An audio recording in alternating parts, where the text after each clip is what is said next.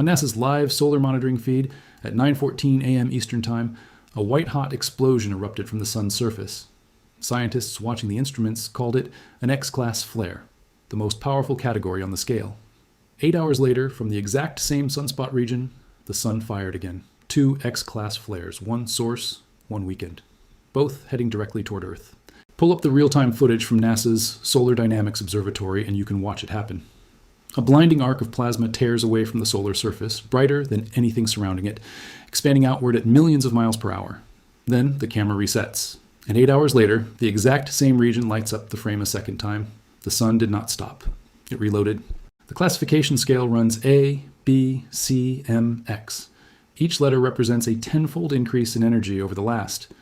X is where the letters run out. A single X-class flare produces enough electromagnetic energy to disrupt radio communication across entire continents simultaneously. Pilots lose contact. Emergency frequencies go dark. GPS precision degrades across the entire hemisphere facing the sun. That is one flare. One. When an X-class flare erupts, it tears a massive magnetized cloud of plasma from the sun's outer atmosphere and launches it into space. Scientists call this a coronal mass ejection, a CME. It is not light or radiation. It is physical matter, billions of tons of charged particles accelerated to millions of miles per hour, ripping through the solar system in a shape that looks like an expanding shell. Earth is directly in the path of 2 of them right now. Here is where the physics becomes dangerous. The first CME launched and began traveling toward Earth. The second CME launched 8 hours later from the same location on nearly the identical trajectory. Visualize it as 2 cars leaving the same driveway, the same direction, 8 hours apart, on a highway with no exits. The second car is faster. It is going to catch the first one. When the second CME catches the first, they do not pass through each other. They interact.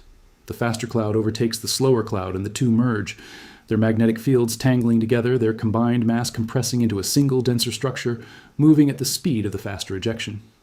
Scientists have a word for this process. They call it cannibalization. The merged cloud that arrives at Earth is not the sum of 2 separate impacts. It is one amplified event. NOAA's Space Weather Prediction Center in Boulder, Colorado, has a room full of forecasters running models on this right now. Screens showing solar wind speed, particle density, magnetic field orientation. The central question they are trying to answer is whether cannibalization will be complete before the clouds reach Earth, or whether the 2 structures will arrive as separate impacts with a gap between them. The arrival window opens late Saturday into Sunday. The answer to that question determines everything. There's a variable inside every CME that cannot be measured from Earth, cannot be measured from any satellite currently in orbit around our planet, and cannot be determined until the cloud is approximately 1 million miles away, about 15 to 60 minutes from impact. That variable is the orientation of the CME's magnetic field, north pointing or south pointing. That single measurement controls how severe the storm will be when it hits. When a CME arrives with a northward magnetic field, it deflects away from Earth's own magnetic field like 2 magnets repelling each other. The storm is elevated, but bounded. When a CME arrives with a southward pointing field, it does the opposite. It connects directly to Earth's magnetic field lines and begins driving energy into the magnetosphere. The more strongly southward the field, the more energy pours in, the higher the storm category climbs. A merged double CME carrying a southward field is the worst combination on the scale. 1 million miles from Earth, in the direction of the Sun, a satellite called DS-COVAR orbits a gravitational balance point between the 2 bodies, called the L1 Lagrange point. When a CME reaches DS-COVAR, the satellite's instruments can measure the magnetic field orientation of the incoming cloud for the first time.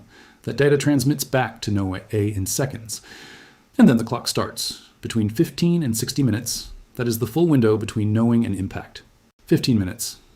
That is what grid operators across North America and Europe may have between the moment DS-COVAR detects southward magnetic field orientation and the moment that merged CME cloud presses against the magnetosphere hard enough to begin inducing electrical currents in high-voltage transmission lines. In that 15-minute window, operators have to decide whether to implement protective load shedding, deliberately cutting power to regions to protect transformer equipment from being destroyed by induced current.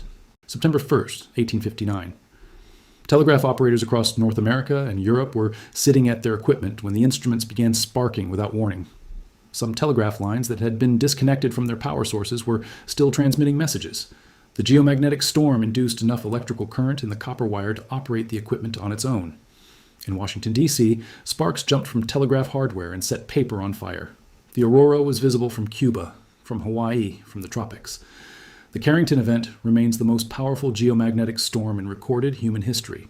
In 1859, The global electrical infrastructure was copper wire strung between wooden poles.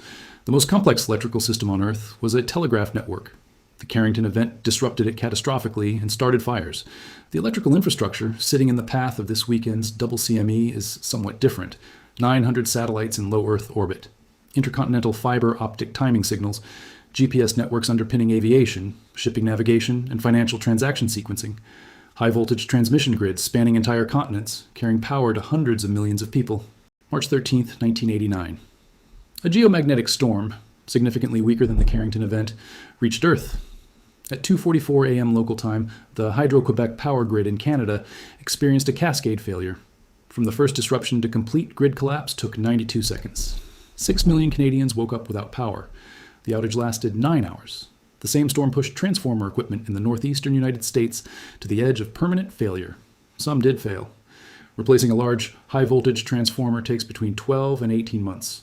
The 1989 storm that knocked out Quebec was rated significantly below what this weekend's event could produce if cannibalization occurs and the merged cloud carries a southward magnetic field.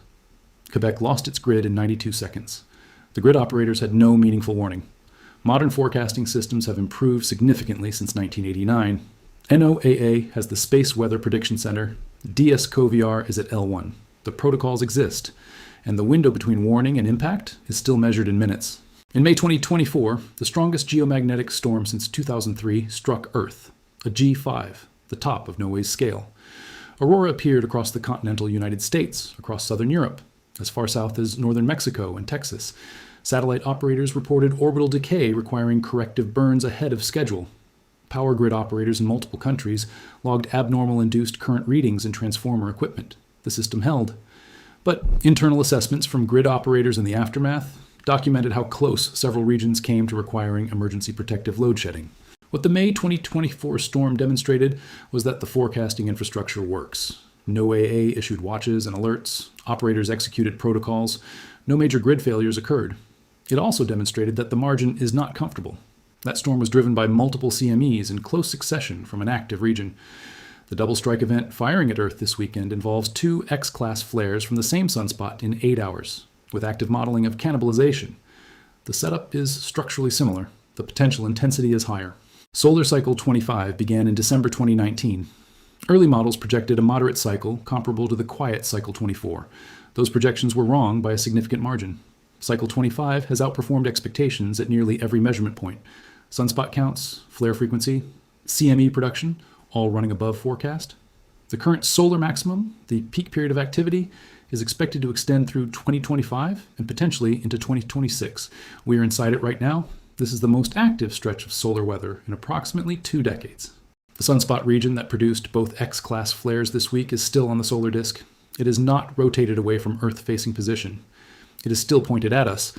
An active region that fires twice in 8 hours has demonstrated a capability. It has shown that it contains enough stored magnetic energy to produce repeat X-class events within hours of each other. That capability does not disappear between the second flare and the point where it rotates off the disk. This may not be the last event from this region in this cycle. The most visible evidence of a geomagnetic storm severity is the aurora. Under normal conditions, the auroral oval sits over the polar regions, Alaska, northern Canada, Scandinavia, Iceland, the southern tip of South America. During a moderate G2 or G3 storm, it expands. Aurora becomes visible across the northern United States, across Central Europe. During a G5 event, the oval pushes to mid-latitudes.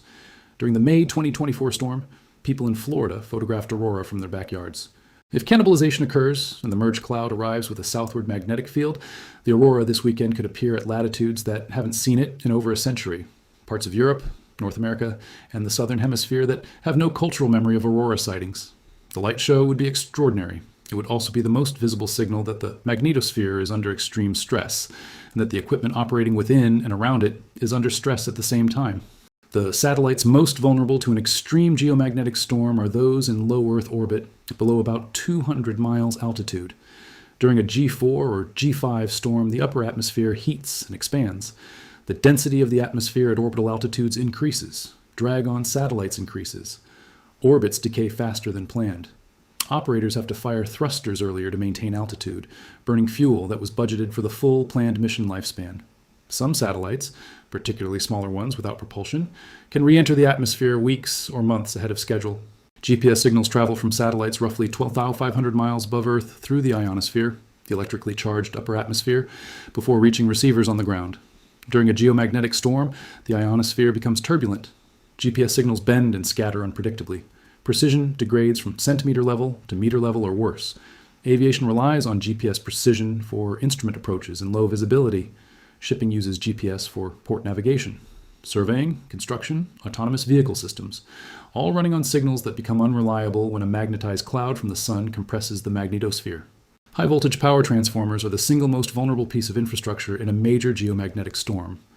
A CME impact with a strong southward magnetic field induces geomagnetically induced currents, GIC, in long transmission lines. These low-frequency direct currents flow into transformers designed for alternating current. They saturate the transformer's iron core, causing it to overheat. If the current is strong enough and sustained long enough, the transformer fails, not in a way that can be repaired in the field, but in a way that requires the unit to be replaced. A large high-voltage transformer weighs up to 400 tons. It is manufactured by a handful of specialized facilities globally. The lead time for a replacement unit is 12 to 18 months. A region that loses a critical high-voltage transformer does not simply experience a power outage. It experiences a structural gap in the grid that cannot be bridged by rerouting power from elsewhere. The surrounding infrastructure remains intact. The fuel is still available, the generation capacity exists, but the equipment needed to step voltage up or down to move that power to where it needs to go is gone. And the facility that makes the replacement is currently building units for customers who ordered them before this weekend. DSCOVR has been operational since 2015. It replaced an earlier L1 monitoring satellite called AC. The data it provides is the only real-time measurement of solar wind conditions upstream of Earth. When it detects a CME, the measurement is accurate, and the transmission is near instantaneous. The problem is not the measurement. The problem is that 15 to 60 minutes is a very short time to execute protective protocols for infrastructure that was built on assumptions of gradual, predictable load changes, not sudden geomagnetically induced current surges. NOAA has been issuing geomagnetic storm watches since the first X-class flare launched. Those watches have been received by grid operators across North America and Europe, by satellite control teams, by aviation authorities managing polar flight routes, by GPS-dependent infrastructure operators. The protocols are real. The preparation is underway. And what every operator in every one of those sectors knows is that the quality of their response depends entirely on whether the merged cloud arrives with a northward or southward magnetic field, a variable that cannot be confirmed until DSCOVR is 15 minutes away from impact. The sun's behavior is cyclical but not perfectly predictable. Solar Cycle 25 has already exceeded every model that was built to forecast it. The double strike event this week is not a statistical outlier in the context of solar maximum activity. X-class flares cluster during solar maximum, and back-to-back X events from the same region within a single rotation window are documented. What makes this specific event notable is the 8-hour gap between the two flares, and the near-identical trajectories, which create the geometry for cannibalization. Every major space agency with an active human spaceflight program, NASA, ESA, Roscosmos, CNSA, JAXA, is planning crewed missions beyond low Earth orbit in the coming decade, the Moon, and eventually Mars. Astronauts in deep space have no magnetosphere protecting them from solar particle events. The radiation exposure from a major CME event in deep space, without the shelter of Earth's magnetic field or sufficient onboard shielding, can reach levels that produce acute radiation syndrome. Space weather forecasting for deep space missions is not an academic problem. It is a life safety problem. And the forecasting capability we currently have is built for Earth orbit warning windows measured in minutes. Here is the honest tension in this story. The forecasting infrastructure built since 1989 is genuinely capable.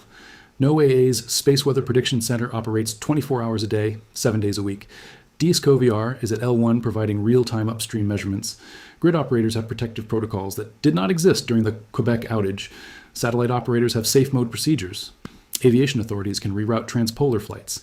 The system is more prepared than it has ever been, and the warning window is still 15 to 60 minutes. The CME that caused the Quebec blackout in 1989 gave grid operators no warning at all. Modern forecasting improved that to 15 to 60 minutes. That is real progress. It is also a window in which a large transformer can be destroyed by induced current faster than a protective shutdown can be completed. Both things are true simultaneously. Better prepared than ever, still not prepared for the worst case within the existing warning architecture. Late Saturday into Sunday, the leading edge of the CME structure, whether merged into a single amplified cloud or two separate events arriving in sequence, will reach the Dioscovier satellite at the L1 Lagrange point. The instruments will measure solar wind speed, density, and, for the first time, magnetic field orientation.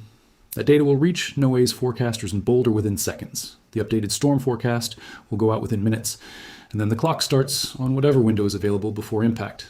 The sun does not fire on a schedule that was built around our warning systems. It does not pause a double strike event to give grid operators additional preparation time. It does not adjust the magnetic field orientation of a merged CME to something more manageable. It fires when the physics of a magnetized sunspot region reaches a threshold. It fired twice in 8 hours this week. Both clouds are in transit. The arrival window is open, and right now in a room in Boulder, Colorado, a team of forecasters is watching a screen that will tell them, 15 minutes before the rest of the world finds out, exactly how hard this weekend is going to hit.